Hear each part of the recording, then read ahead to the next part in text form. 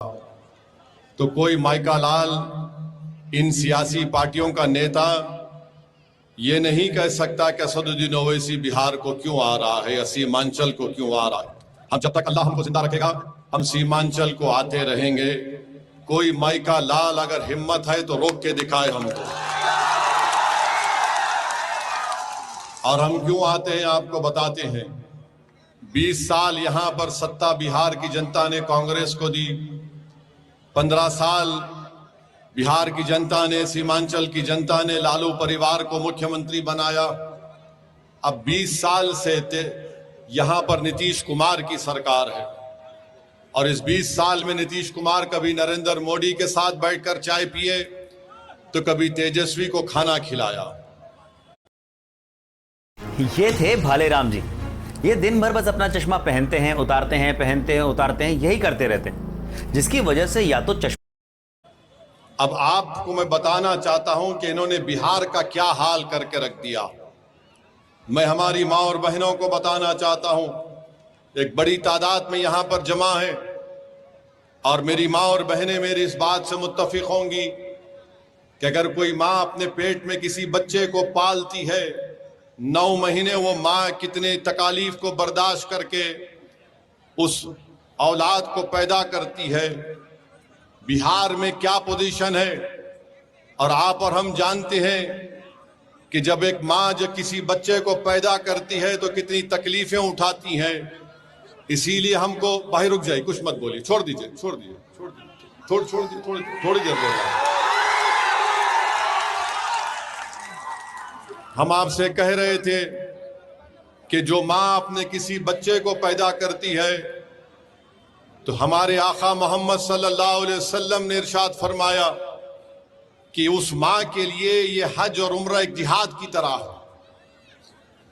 मां अपने बच्चे को पैदा करती है, कुछ बोल दे और फिर आप इस तरह की बात करके चले जाते हैं।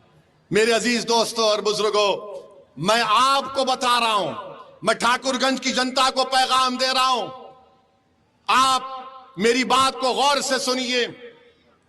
तेजस्वी यादव के बगल में बैठकर वीआईपी पार्टी के हमारे मुकेश भाई को मैं सलाम करता हूं।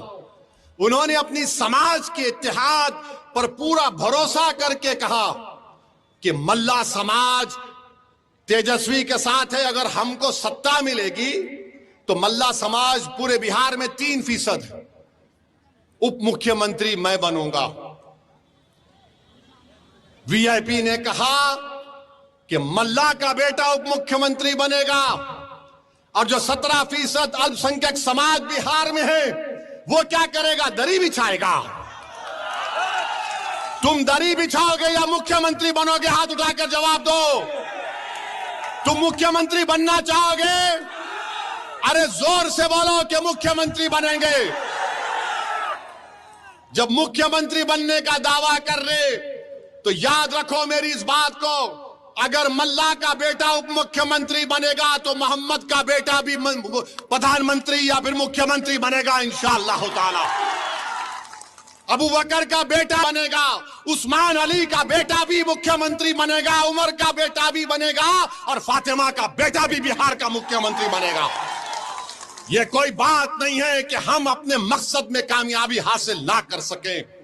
अपने ख्वाब देखो, याद रखो, तुम जितने ख्वाब देखोगे और अल्लाह की जात पर भरोसा करोगे और जुस्तजू करोगे हक के रास्ते में, तो जिस तरह तुम जुस्तजू करोगे रास्ते आराम से साफ होते जाएंगे। मगर अगर तुम पहले से ही सोच लोगे ये क्या बात कर रहा है, मेरे खत्म कर देती। मैं कह रहा हूं कि वक्फ का कानून काला कानून है। ये कह रहे हैं कि हम आएंगे तो कानून को बंद कर देंगे। कैसा बंद करेंगे?